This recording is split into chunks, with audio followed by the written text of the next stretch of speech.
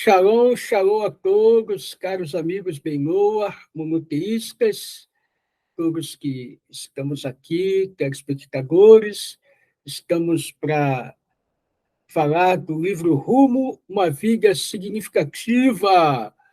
Meu nome é Cláudio César dos Santos, sou Benoa, na cidade de Nova Friburgo, participo do grupo do Movimento Benoa Brasil, supervisão, direção geral do nosso Rav Yaakov Skadit, também participo do grupo Racidos, né, integrado à Pádua, nosso Morel Antônio Márcio Braga, e com todo prazer e carinho, vim aqui falar da parte 3 do livro, parte 3 do livro do Rebbe, Uma Vida Significativa.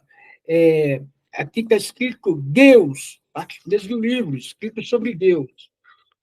Capítulo 24, Deus, realidade absoluta. Vamos ver aqui nas palavras. O princípio de todos os princípios, a base de toda sabedoria, é saber que há um ser primeiro, que dá vida a todos os seres, Maimônides, introdução do Código de Leis. Palavras do nosso Rebbe. Deus criou o universo de tal forma que percebemos nosso próprio ser como a realidade intrínseca e a divindade como algo novo adquirido. Nossa função é conseguir um nível inteiramente novo de percepção, em que a divindade é a realidade absoluta e nós somos as novas criações, canais para a expressão divina, o Rebbe. No dia em que formalmente assumiu a liderança do movimento Lubavitch, o Rebbe começou o discurso com o versículo que diz: eu vim ao meu jardim. Ele explicou que Deus, no princípio da criação, chamava o universo de o seu jardim, o lugar onde a sua essência foi primeiro revelada. O Rebbe declarou que após todos os milênios em que a presença de Deus esteve oculta, e depois de todo o trabalho feito para reintroduzir Deus nas vidas das pessoas, o tempo chegara para completar o processo, para que Deus pudesse, mais uma vez, anunciar: eu vim ao meu jardim, desta vez para sempre. Do princípio ao fim de sua liderança, este seria o tema essencial do Rebbe, função das atuais gerações, de tornar Deus uma realidade em nossas vidas, de tornar este mundo um lugar agradável para ele habitar. Como definimos Deus? Deus, a própria palavra suscita o mais amplo leque possível de opiniões e emoções. Algumas pessoas acreditam com entusiasmo, outras descreem enfaticamente, ao passo que ainda outras apoiam o agnosticismo, quem não tem uma opinião formada sobre Deus. Sobre Deus, uma pergunta. As pessoas podem debater Deus por toda a sua vida e nunca chegar a uma conclusão, porque podem definir Deus de uma forma diferente. Muitos que afirmam rejeitar Deus, na verdade, rejeitam uma falsa definição de Deus. Se eles dessem uma descrição precisa, talvez não houvesse controvérsia alguma. Certa vez, um rabino tentava convencer um homem que se declarava ateu a praticar uma boa ação. Ao explicar por que considerava tais ações inúteis, o ateu falou: saiba, rabino, quem não acredita em Deus. O rabino respondeu: no Deus em que você não acredita, eu também não acredito. Quando se trata da palavra de Deus, todos nós temos alguma imagem preconcebida. Algumas pessoas podem conversar. A imagem ensina na escola maternal de um homem com uma longa barba branca, sentado no trono, no paraíso, lançando raios quando nos comportamos mal. Para uma criança, Deus pode ser simplesmente alguém que é maior e mais forte, até do que seu pai. Talvez esta seja a imagem aceitável para uma criança pequena, mas para um adulto, pensar em Deus de uma forma tão simplória e material é claramente insuficiente. Sua definição própria de Deus pode se basear nas opiniões, nas posturas das pessoas, a quem você considera religiosos. Pode ser que Deus, você tenha uma impressão negativa de Deus, baseada na hipocrisia que vivenciou em cada em casa ou na escola, ou pode ter sentimentos calorosos, oriundos do tratamento amoroso de sua família, amigos ou professores. Seus sentimentos em relação a Deus também podem ser influenciados por livros que você leu, as aulas dos quais participou, a música que escutou e milhares de outras influências. Por conseguinte, antes de compreender qualquer discussão sobre Deus, é vital desembaraçar-se das camadas de terminologias, de pressões, mas a primeira pergunta é: por que mesmo necessário definir Deus? Por que cada um não pode ter sua própria definição? Porque nossa postura em relação a Deus não é um assunto particular, ele influencia a maneira com que nos portamos em casa, em público, como tratamos nossa família e nossos colegas de trabalho e como encaramos nosso papel na vida. Uma pessoa que deseja levar uma vida significativa deve se perguntar: o que é Deus? E por que preciso de Deus em minha vida? A maneira como responder essas perguntas irá definir mais do que qualquer outra coisa quem você é e como vive a sua vida. Pois a questão de Deus está na raiz de todo o comportamento humano. Contudo, qualquer definição humana de Deus seria restrita pela subjetividade da compreensão humana e pelos limites do conhecimento humano. Afinal de contas, não temos outro modelo a não ser nós mesmos, com o qual nos comparamos. Portanto, utilizando-nos como padrão, tentamos encontrar exploração em direção a Deus, mas estamos mesmo numa posição que nos permita definir Deus? Afinal de contas, procuramos definir um Deus criado à imagem do homem, um homem criado à imagem de Deus. Uma vez que Deus é o Criador, fomos criados à sua imagem. Uma vez que Deus é uma realidade, ele precisa ser definido em seus termos, não em nossos, pois ele também criou as leis da lógica e da razão. Obviamente, não é razoável presumir que nós, as criaturas, possamos definir o Criador. Não importa o quão sofisticada possa ser uma máquina, nada pode nos dizer sobre o engenheiro que a criou, ou sobre a visão e as forças desconhecidas que conspiram a criar. E, contudo, se Deus totalmente além de nossa compreensão da realidade, como podemos nos relacionar com Ele? Antes de poder responder a esta questão, precisamos investigar como tentamos entender a própria realidade. O que é a realidade? Vamos examinar diferentes abordagens para definir a realidade. Em primeiro lugar, precisamos reconhecer que a realidade, como tudo mais, define-se, em parte, pelo menos, pelos instrumentos que utilizamos. A realidade consiste apenas no que vivenciamos em um nível sensorial, no que podemos ver, ouvir, ou provar, ou tocar, ou cheirar. Esta definição não pode ser precisa, ela ignora nosso intelecto, nossas emoções. Seria a realidade por conseguinte definida por nossa capacidade de pensar, de sentir, acrescida por nossas aptidões sensoriais. Isso também é insuficiente, pois esse curso subconsciente, o qual não pode ser inteiramente acessado pelo modo cognitivo, tampouco pelo emocional. Nunca podemos definir totalmente a realidade, pois ela abrange muito mais do que nossos limitados instrumentos humanos. Pode observar ou experimentar. Os seres humanos são apenas uma pequena parte da realidade, uma parte de um todo muito maior. A parte não define o todo define a parte. Por que temos um vocabulário tão amplo quando se trata de comentar negócios, diversão, ou meteorologia, mas quando se trata de falar sobre nossos erros profundos, lutamos para expressar nossos sentimentos? Não seria mais fácil abordar nossas emoções mais íntimas do que superficiais assuntos externos? Entretanto, quanto mais íntimo o sentimento, menos palavras parecemos encontrar. Razão para esse paradoxo é que a linguagem é um instrumento limitado e que não pode conter a intensidade da expressão profunda, íntima. Para comunicar tal intimidade, utilizamos outras linguagens, a linguagem da poesia, da música e da arte, até mesmo a linguagem do silêncio.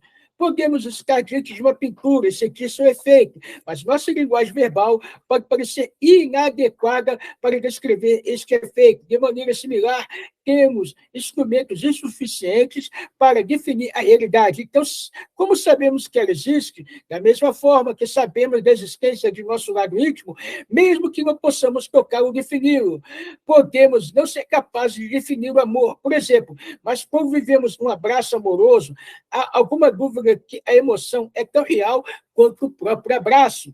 Para ver a verdade, para vislumbrar a realidade, precisamos aprender a olhar a nossa existência de uma forma nova, pelos próprios limites da natureza. A nossa forma de observação é de fora para dentro. O que nossos instrumentos humanos estão aptos a observar, a vivenciar, sensorial, intelectual, emocionalmente, é apenas um indicador do que reside sob a superfície. Começamos observando os fenômenos físicos em volta de nós e depois utilizamos nossas mentes e nossos sentimentos para despir as camadas exteriores da tentativa de compreender as forças internas que fazem a natureza ser do jeito que é. Se formos capazes de despir todas essas camadas, começaríamos a vislumbrar a realidade da maneira como as coisas são. Percebemos, no máximo, algumas das camadas exteriores da realidade, deixando as camadas interiores inexploradas. Se não conseguirmos aprender a realidade, como podemos ter qualquer percepção verdadeira de Deus? Porque Deus deseja que os humanos se empenhem em alcançá-lo, procure por ele, une-se a ele. Portanto, por intermédio da Bíblia, Deus optou por definir a si mesmo para nos permitir entendê-lo e conhecê-lo e depois efetivar sua realidade em nossas vidas. Quando Deus enviou Moisés para libertar o povo judeu da escravidão egípcia, Moshe pediu que Deus escrevesse de modo que ele pudesse provar sua existência ao povo.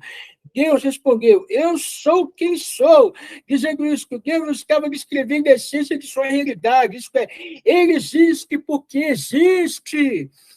Os seres humanos concebem a existência apenas como um processo de causa e efeito.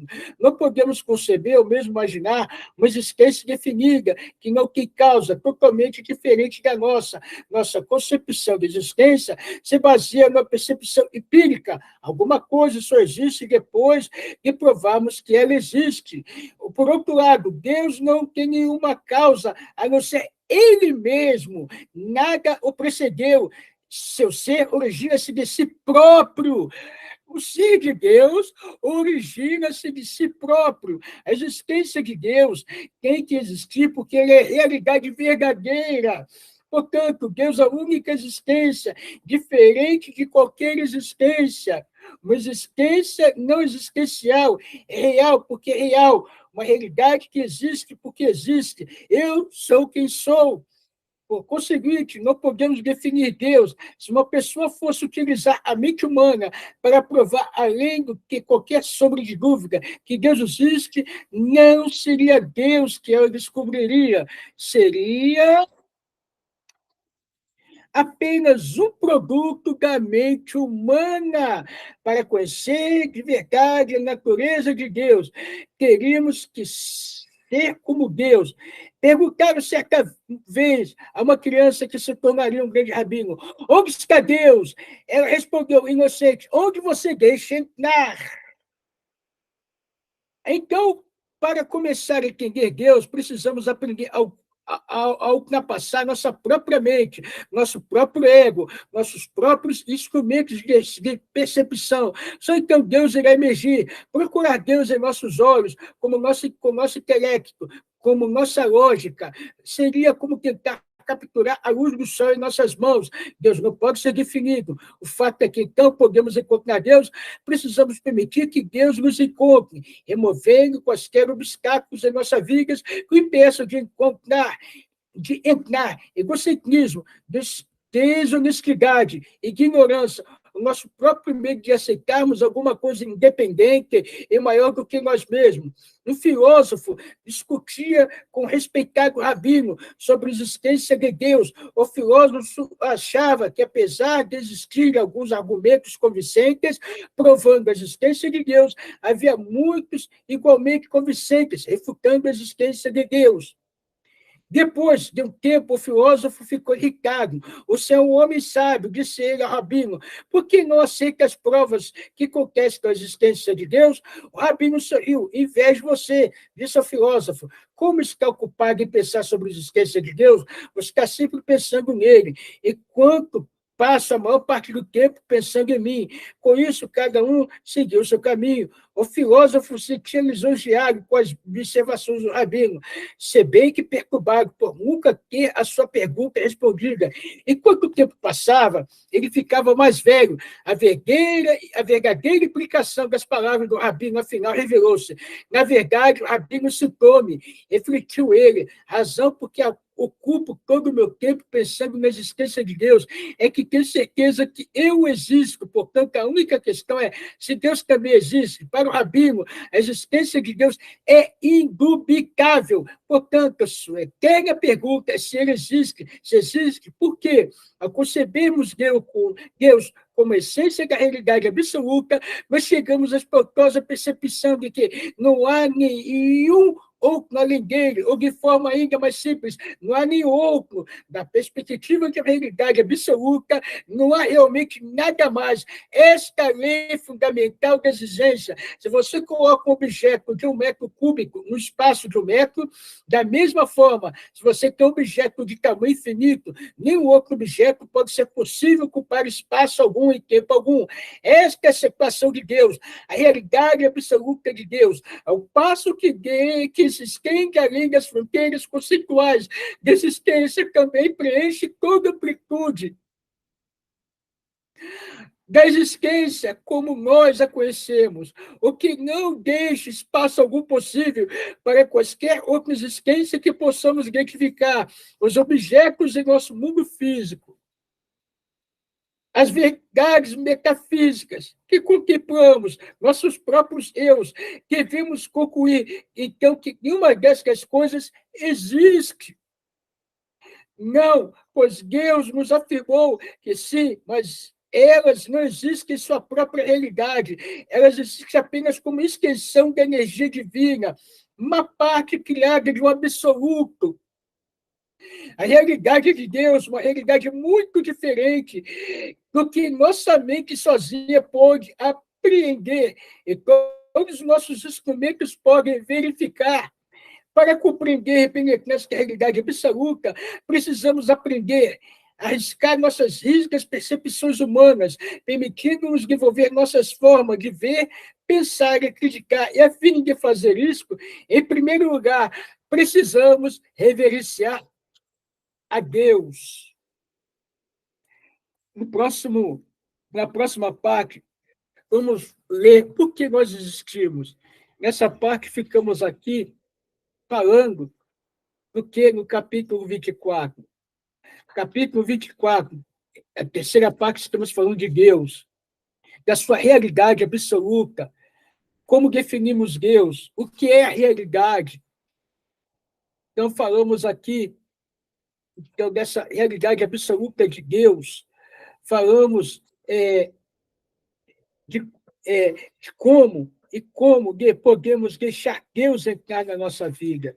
Então, no próximo parte, vamos, como já falamos por que nós existimos. Então, é um prazer estar com vocês aqui, mais uma vez, para falar do livro Rumo a uma Vida Significativa, do nosso Rebbe de Lubavitch. Gente, tudo de bom para vocês, que a Hashem vos abençoe, a cada um a sua jornada. Shalom, shalom, Yeri Agoneino, Moreno Verabeino, Mele Amashia, Lerova ele. Machia, não.